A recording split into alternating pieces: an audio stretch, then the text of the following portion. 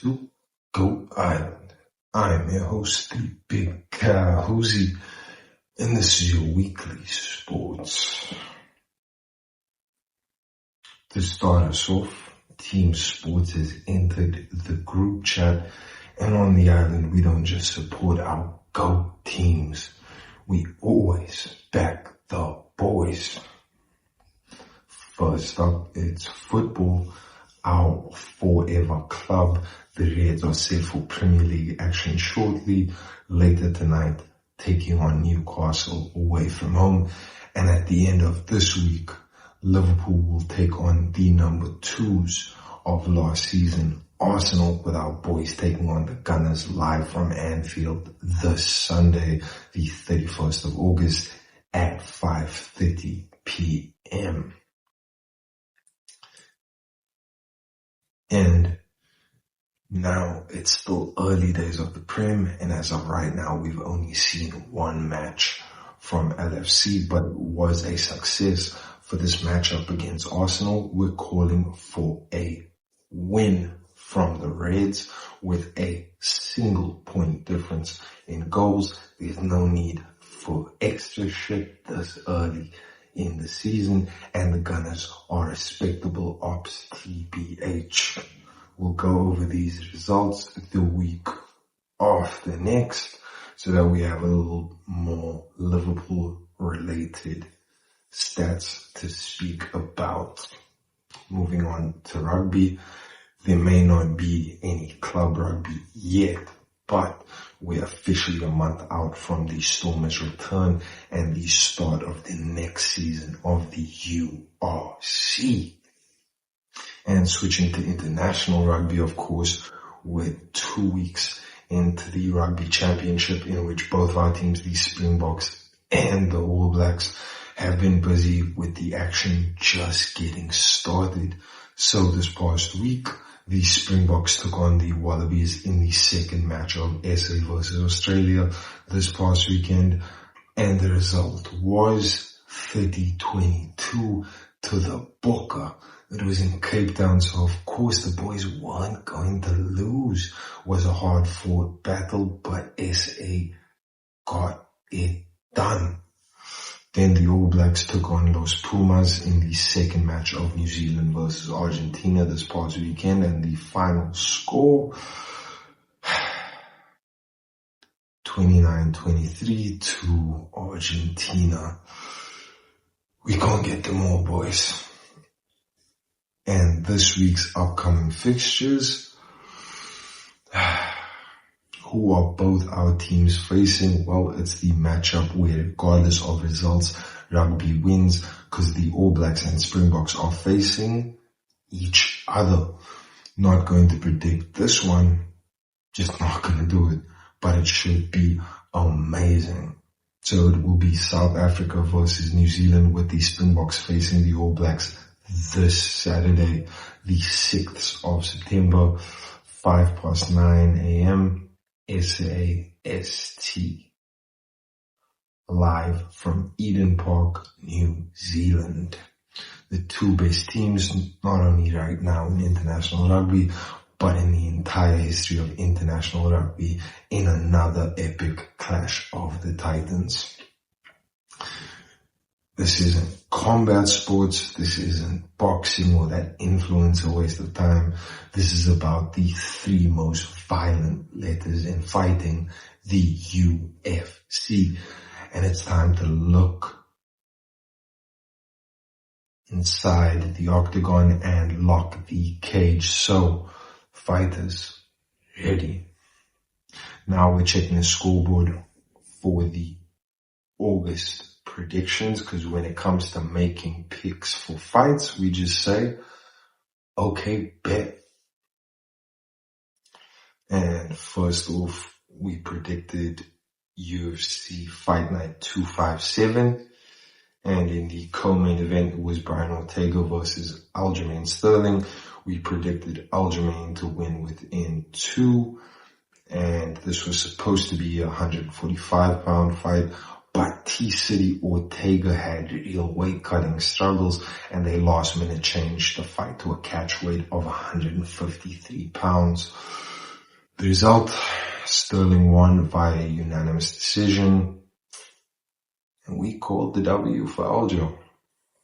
Then in the main event, it was Johnny Walker versus Zhang Ming Yang.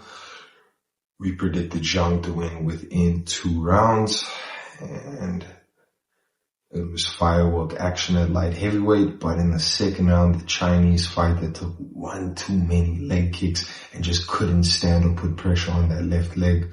The result, Walker wins via second round TKO. Can't win them all, I guess. And the pay-per-view of the month that we predicted was UFC 319. And this one was just terrible for our picks, but insane to watch live. First on the card, Tim Elliott versus Kai Asakura. We predicted Kai Asakura to win, and the result was Elliott choked Kai out in round number 2. We weren't even close on this one. Amazing finish though. Next, Jared Cannonier versus Michael Venom Page. We predicted Cannonier to win, and the result was MVP won via unanimous decision and made Jared look like he didn't know what the fuck he was doing. Another L for our picks on the card, but hey, I was impressed by MVP for the first time. Moving on, it was Jeff Neal versus Carlos Prates, and we predicted Carlos to win, and the result was Prates got the finish in the very first round via TKO by way of spinning back elbow. Got this one right on the money. A W for our prediction scorecard. Then the co-main event of Lerone Murphy versus Aaron Pico. We predicted that Pico would win inside of 2 rounds via KO, and Pico's hands were slow, and after that non-stop action back and forth in the first half of the round, his defense slipped and he just didn't see that picture perfect elbow coming from Lerone Murphy. Aaron was out before he hit the canvas. The result, Murphy got the KO in the first round via the most vicious and clean spinning back elbow I've seen. It's not looking good, bruv. But this was a fucking awesome fight while it lasted. And Lerone, I was not familiar with your game, buddy. Another L for our predictions, but this was a W of a fight. And then the main event, Dricus du Plessis versus Khamzat Chimaev for the middleweight championship. Our prediction was DDP to win via submission inside of 4 rounds. And listen, my TV almost got smashed for one, and genuinely Chimaev shot only a double leg. The same double leg, the entire fight, and didn't do much damage, but I guess his wrestling is just that good. The result, Khamzat won via unanimous decision and new. I don't want to talk about it, TBH, but another L. But at least there's new excitement at middleweight, and congratulations for finally getting the title, boss. In September, there's no pay-per-view, but plenty of meaningful fight nights. So next month, we'll predict the co-main event and main event of not 1, but 2 of the biggest fight nights to come to make up for the lack of UFC pay-per-view in September.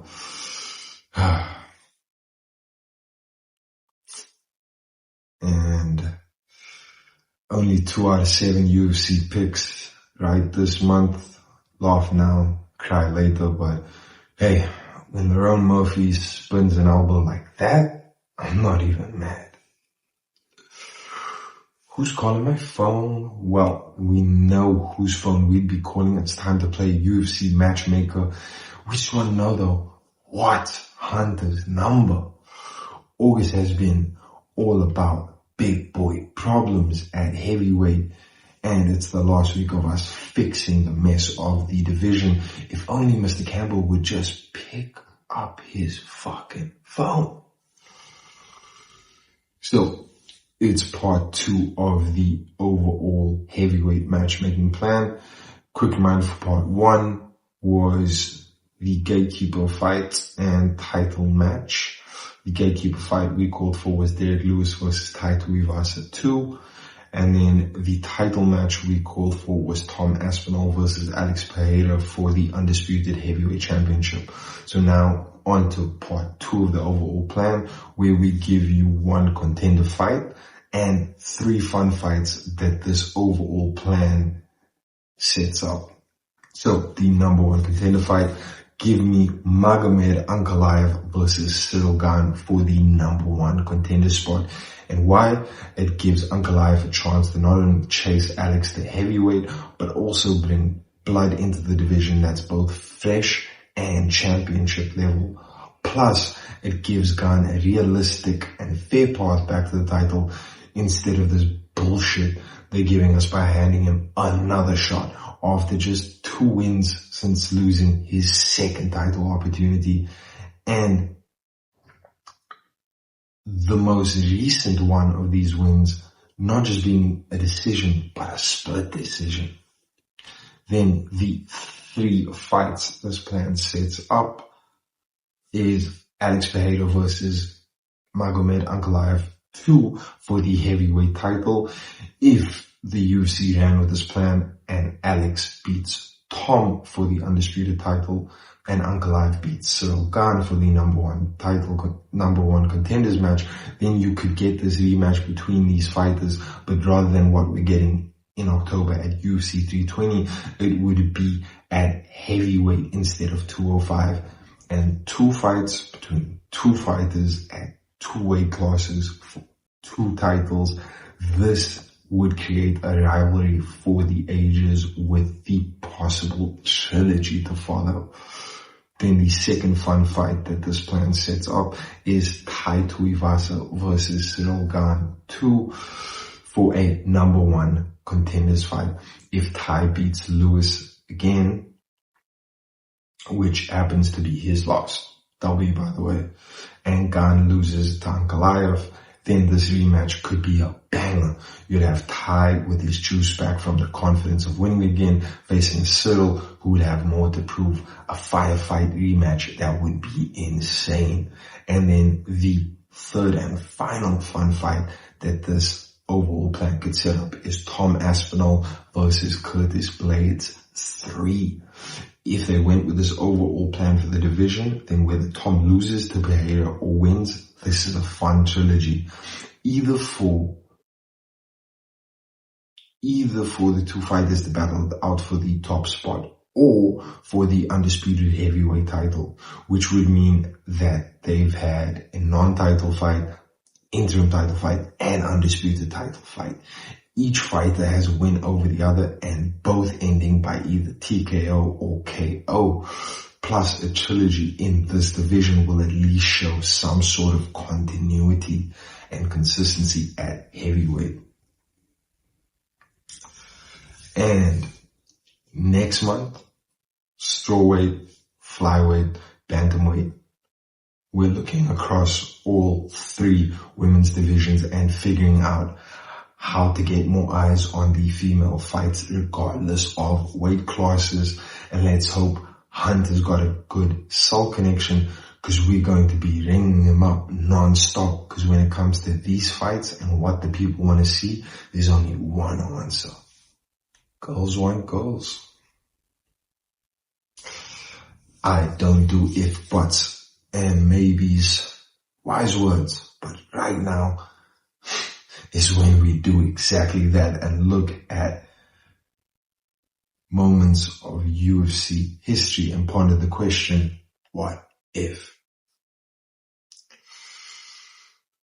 Now, of course, August's theme is Amanda the Goat, where we go over Amanda Nunes' dominant reign from the late 2018 to early 2021, becoming the greatest woman of all time with 2 belts defended in 2 weight classes.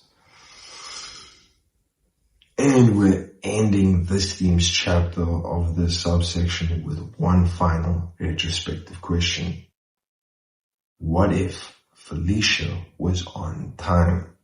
Back in May of 2020, Nunes was scheduled to fight contender Felicia Spencer to defend her featherweight belt, but for no apparent reason, or at least an undisclosed reason, Uncle Dana postponed the fight. And they postponed it a month before the fight was meant to take place and only pushed the fight back by a month.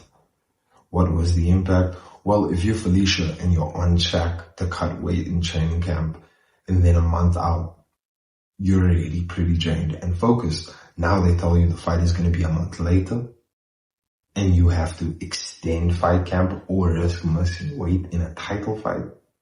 What if the prospect got to fight Nunes under normal circumstances? I mean, the fight ended up being won by Nunes, but by decision. Could Spencer have pulled off the upset if she had a normal camp?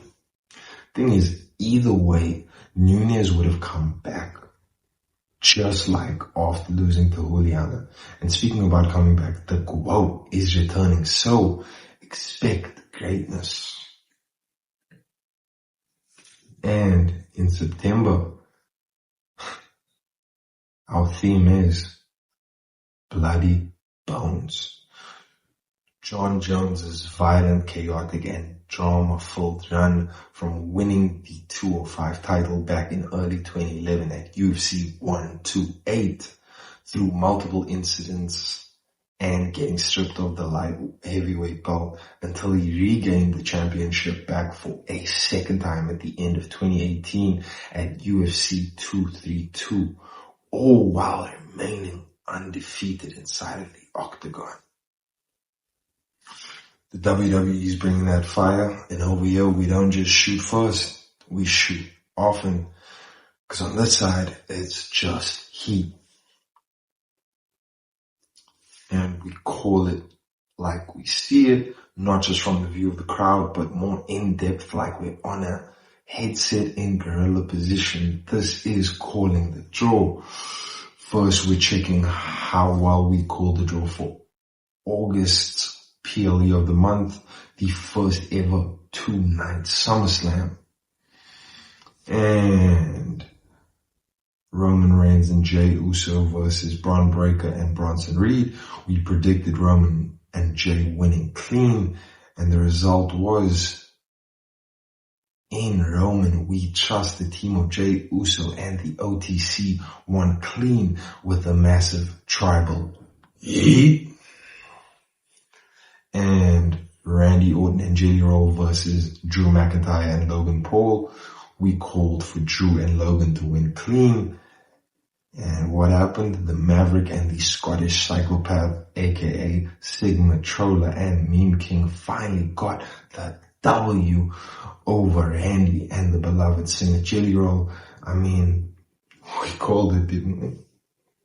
And then Gunther versus CM Punk for the World Heavyweight Championship. We called for Gunther to retain with Seth or company interfering. And the reality, Gunther didn't retain, but Seth did interfere. And after Punk defeated Gunther to win the World Heavyweight Championship, Seth came out to pull off the ruse of the century and cash in his Money in the Bank briefcase, which ended with, and no, World Heavyweight Champion Seth frickin' Rollins. Then the women's title triple threat, Naomi versus Io Sky versus Rhea Ripley. We called for Rhea Ripley to win clean. And what happened? Sometimes calls get disconnected and we get our picks wrong. But this time we're so fucking happy about it. Naomi ended up winning this match clean, and still, although she just last week vacated the title due to her pregnancy, the bloodline continues. And lastly, the undisputed WWE title match with John Cena versus Cody Rhodes in a street fight. We called for Cody to win with interference to become the new WWE Undisputed Champion. And what really happened was Cody won. No bullshit, no interference, just babyface versus babyface, and defeated Big Match John to regain the undisputed WWE title. And no, we got 3 out of 5 correct calls. And in August, our calls got picked up more than July, which means more W's in a shot. But we're calling the draw back to back next, because Clash in Paris is this weekend. Sunday the 31st of August, live from Paris, we have Clash in Paris, and this PLE is basically our PLE for September with no matches announced for WrestlePalooza just yet. So let's get to the big 3 matches. First up, John Cena versus Logan Paul, and our call would be an easy win for John, but there's just a feeling that Paul's taking the W with interference. And why? Let's not forget that there's a beast waiting around that wants to take Cena out. And it would just make sense for Brock to screw Cena in this match to better establish the feud ahead of their rumored match at WrestlePalooza. Plus sets up Paul for bigger matches moving forward, which makes sense considering how they've been pushing him higher on the card recently. Next, it's the World Heavyweight title fatal 4-way match between Seth Rollins, CM Punk, Jey Uso, and LA Knight. And our pick is Seth freaking Rollins to retain with interference and still. And the reason, look, let's be fucking real. Who in the blue hell sees Jey beating Seth for the title? LA Knight getting a main title at all? Or CM Punk losing it just to win it back? Like, no. It's far too soon. You don't set up the rules of the century just to let the title go in the first defense. It's not, what's the word? Oh yeah, that's not the vision. And last up, Roman Reigns versus Big Bronson Reed. And I'll call the OTC to win against all odds, because when it comes to single matches, the tribal chief doesn't lose, ever. Except that one time to Cody, but you get the point. And why? Bronson doesn't need to win. He already got the heat in Pops for being the tribal thief and disrespecting Roman Reigns by stealing his sneakers twice. Roman needs his get back. And when you consider that this is his second only singles match of the year, and his first was for the Netflix debut, WWE would be stupid to waste the second match on an L just to put over Big Bronson. In Roman we trust, because we're the ones. Now, everyone talks about who's on your Mount Rushmore of wrestling, or who's your top 5 in the WWE, but really, who's the GOAT?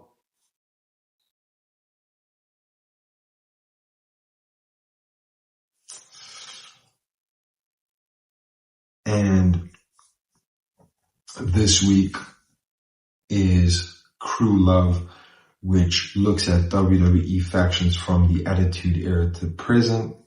And the best of category is best entrances.